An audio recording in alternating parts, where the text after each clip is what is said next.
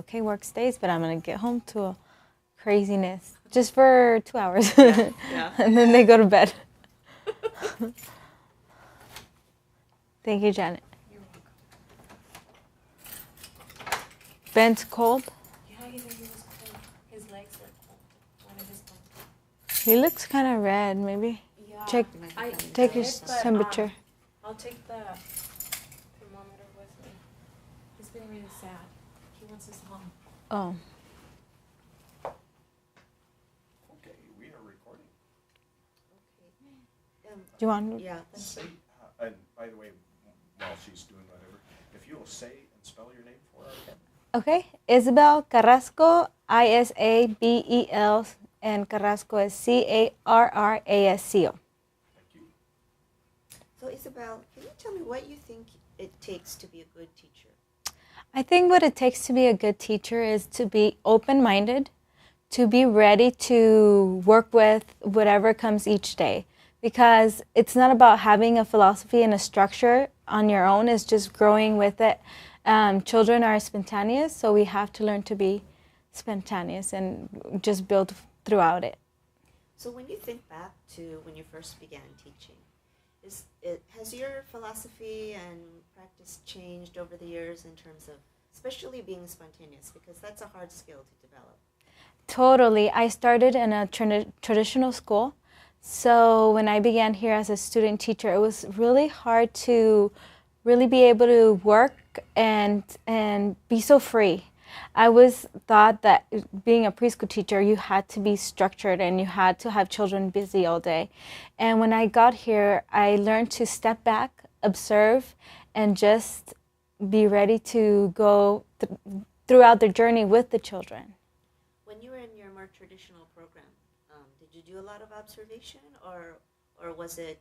Can you talk about that process and just how it contrasts to what's going on now for you? No, there was not too much. There was no observation. I began learning about observation through school, but never practiced it at work. I remember just going back and just living day by day as the same routine. There was no change. At the same time, there was the same time for gather, for snack, and so forth. And so I never learned how to appreciate the beauty that children have and bring into each day until I got to work in this place. So do you think that your satisfaction level changed from going from a more structured environment to one where you really have to get to know the children? Yes, I totally began. I had a passion for working with children, but it turned out to be more than that. I began to really work and be able to learn more. I was able to listen and tune my ear to what the children were talking about, where before was just a babysitting job. To me, it felt like. Now it's more like a collaboration. Their learning goes based on their interests. So we're just there to support that. And so I do feel that that did.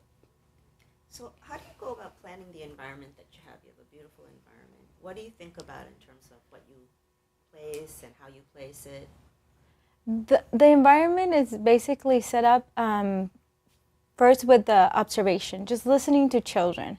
This semester I had a little boy. Can I give you a scenario? Yeah. I had a little boy who started and mid-semester, so he had no friends. Mom was really worried. The only thing that he was into was bugs. And so I started observing him, and Mom didn't want him to work with bugs because she thought that was taking him away, taking social skills away. Therefore, she told me that if I could move him away from bugs, that she would like that. And so I started talking to her about the meaning that bugs had for him, and that could be a connection for him to be engaged into our school in a better way. So she was kind of hesitant, but I began to talk to her, brought the bugs into the classroom. There's drawings of bugs in my class. And the little boy began to make connections not only with the insects, but with the children. There was other children who had the same interest. And it was so beautiful because the little boy didn't speak any English. He only spoke Spanish. And the friends that were interested in the bugs only spoke English. So they began a friendship even with the language barrier. And so mom got to see that growth and that connection that bugs brought into the little boy's life. So that's basically what I do for the environment. I just observe the children. I do bring beautiful materials to spark curiosity, because I feel that children, there are milestones that we have to meet. Just by bringing beautiful stuff from outdoors, natural materials, children can explore with the materials. I noticed there's a lot of natural materials. Even you have natural materials in your bathroom areas, and there are photos of the children. Can you talk about how that all works together for the bathrooms? We want to make it inviting, home-like. We feel that children are valued through the environment, and our nature is valued through children by us emphasizing the beauty of it, not just seeing a pine cone as another piece of nature, but making it appealing to them and making it part of their environment. So we bring nature outdoors to the classroom, and they go on nature walks themselves and bring beautiful stuff from outdoors. And sometimes not so beautiful, but they still work with on the materials because they learn to appreciate nature. What about, can you share a little bit about the garden? Because I know that that's a big part of what you do. The garden is, I feel that outdoors is another piece of teaching. The garden is one way where children can go, and if we have the children who need that sensory interaction, when they go outdoors, they get all that feeling, and they began to not only explore with science and math, they began to learn through nature. And so there's a lot of richness in the garden, and I feel that as children, if they're not taught but given the experience of the garden, they begin to love and even eat from our garden. There's children who do not eat certain vegetables, but if they grew the vegetable and they started planting the seed, all the way to harvesting it, then they try it just because they're a part of it. That's great. Do you garden yourself personally?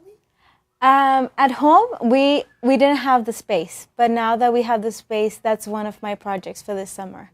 Yeah, but everything I learned about gardening was just with the children and here being here.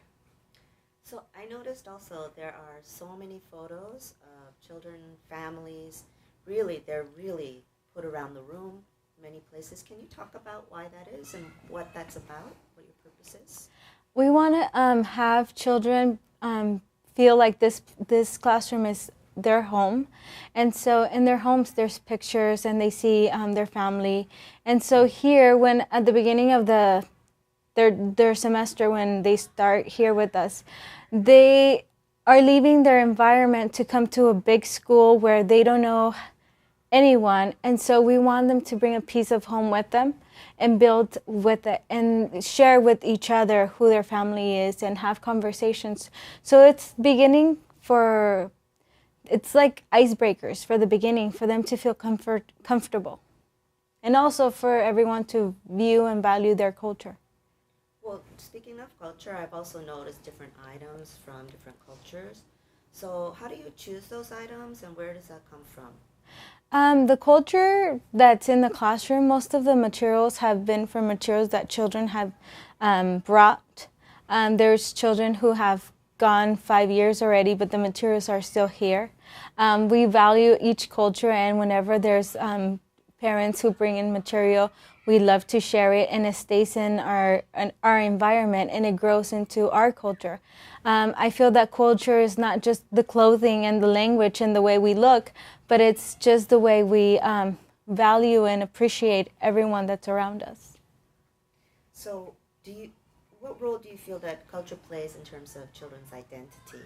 Because that identity formation is very much a big part of what happens in the Child Development Center. So can you talk a little bit about that? Yes. Culture is, like I said, the identity of the children, and we want to value it. It's very broad. It's the connection of home and school.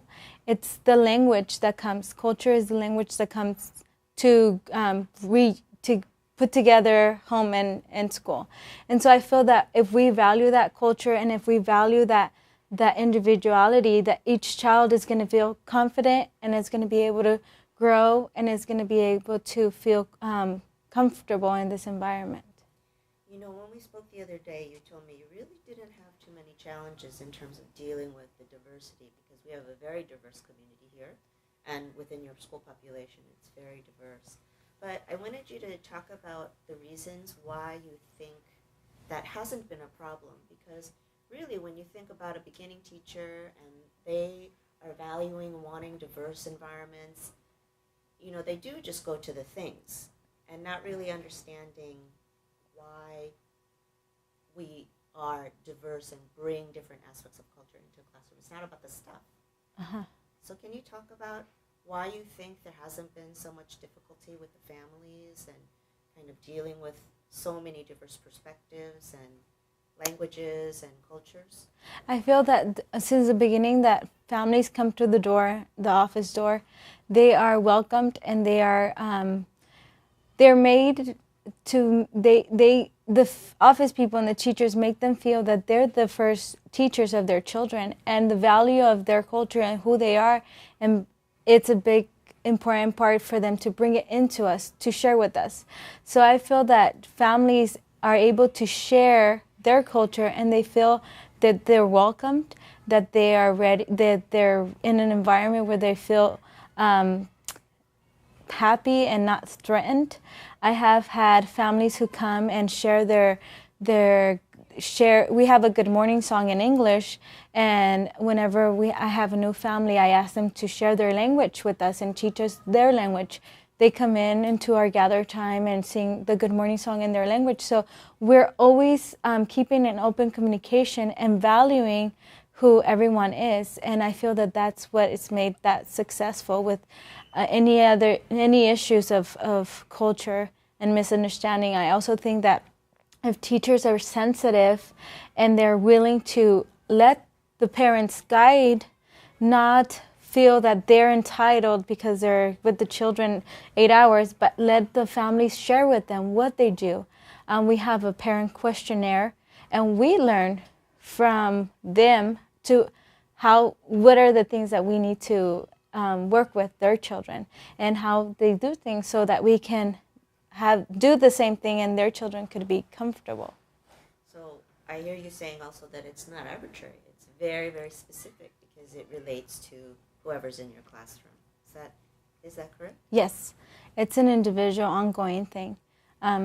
We may have children with the same culture, but two different families, so then that makes them different and individual, so we need to still learn from each of them. So when you go through the process of observation, can you talk a little, think back, how did that skill start to develop for you? What helped you along the way to support knowing how to observe, when to observe? A lot of, people, especially those new to the field, it really feels overwhelming when you think about all that you have to do with the kids just physically. If the environment is set up to where the children can work and they begin to build an autonomy and feeling that they can work in the classroom on their own, our job as being the can you pause? Yeah. I want to say the arbitrary, like when someone's in the middle. Arbitrator? Arbitrator. Okay, so that's what I'm trying to say. Can I go? Yeah. Where do I start? Okay. So when you think about, just start over. Okay. Well, I lost my thought. We were talking about the observation part. Okay. Yeah. What's helped you and how do you learn it? Because it can feel overwhelming. Yes. Observation is very important, and at the beginning, as you said, for teachers who are beginning in the field, it's a difficult technique to implement because you're worried about the children and you're worried about turning off fires. So I feel that throughout the years, I've gained the knowledge and I've gained the experience of setting up an environment where children can work and could become can build their autonomy, and they can be able to turn off those fires on their own. They can be able to socialize and problem solve on their own. That gives us more time to walk around, have conversations with them, listen to them, sit back. Observation is just sitting back and writing, taking your biases out, getting your feelings and emotions out, and just being able to paint in a blank slate. It's just that. I know it's difficult and it does take practice, but being able to practice it every day, it's going to give you a little bit of knowledge each day. So what do you do with those observations once you've jotted them down? We document daily journals, so we write down for families what they did each day. I try to quote the children on their project, and I try to get everyone that day, that whoever worked. Sometimes it's impossible, but I do keep a binder of each of the children, and I write their quotes in their binder. And at the end, we have parent-teacher conferences, the beginning of the year and the last part of the year. And so we share those conversations with the families. And it's great for assessing. I mean, we're not measuring the children. We're just learning from the children and sharing with the families what the children do here in 8 hours. So if you had to describe assessment, how would you describe it? I mean, in some ways you have already, but how would you describe that? Assessment is a tool for us to be able to write down the information we know about the child as individuals. It's just going back, observing. There is no graph or chart that can say what children do and look like, because all children are individual. So the assessment for me, it's going back individually and being able to document, being able to share, and being able to take pictures and show that, so families can know what their children are doing, and in a sense that they can understand it, because assessment can be very overwhelming. I've seen assessments, so I like to make it as simple as possible with pictures and observations. Does it help you in terms of your curriculum, the observation and the assessment? Yes, that's how the curriculum gets. Every day we come up with our daily plan, so it comes through what the children said the day before. So if the children were really interested in building skyscrapers in the block area, then the next day I can bring out books and magazines about skyscrapers, and then the children can see and be able to sketch and be able to build. And so they're the key tool for us to build on the daily observations and our daily projects. So I see that you're expecting a child. Yes. And can you share, were you teaching here? Were you a parent when you started teaching here, or you became a parent while you were here? I've been here 8 years, and my first child, I was 3 months pregnant when I got the job, and so my son was born into this environment. Everyone around here, we're family, we know each other, and so my children see my coworkers as their family and their aunts. So my family has grown in this work environment. Yes. And this is your third child? Yes, my third child. Mm. So when the children, are they ever curious about when you're pregnant?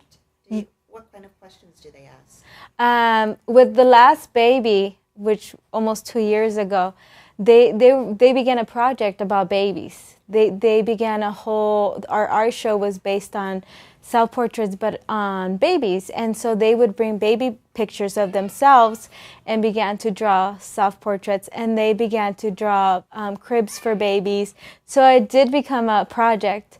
This time around, it's really neat because every day they say, "Open your mouth, can we see the baby?" They think that if I open my mouth, they're going to be able to see the baby, and they want to feel the baby. And then they start talking about time. Why is it taking so long?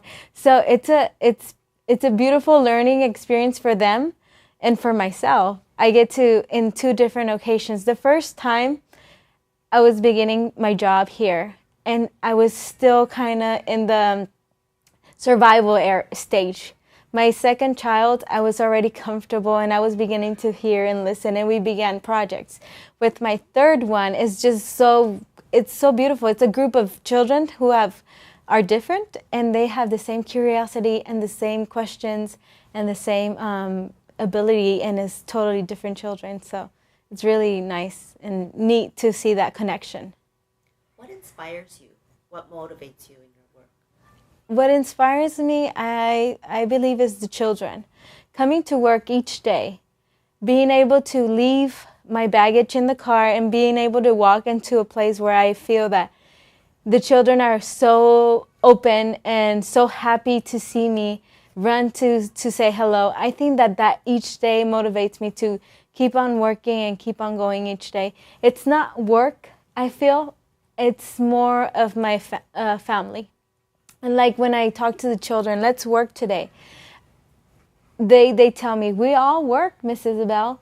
So they're working with me and I'm working with them. So it becomes a working community of just fun. You know, you talk about your community and your family and your staff and your director. Can you talk about how, you know, what's the role of power in your community here in terms of the Child Development Center? I see an invisible role of power. We're all here. We're all teachers. We have the same job. No one has seniority over anyone. Everyone's able to collaborate together and ask questions to each other. Pam's been with us for a lot of years, and she has so much experience, but she still goes and, what do you think about that? And I can go to her and ask her questions with Blanca too. So I feel that there's a sense of community. The office staff come into the classroom and children see them as teachers as well. So we are all just on the same boat together. That's great. Okay. That's it. Yay. You did great. Thank you. Ooh.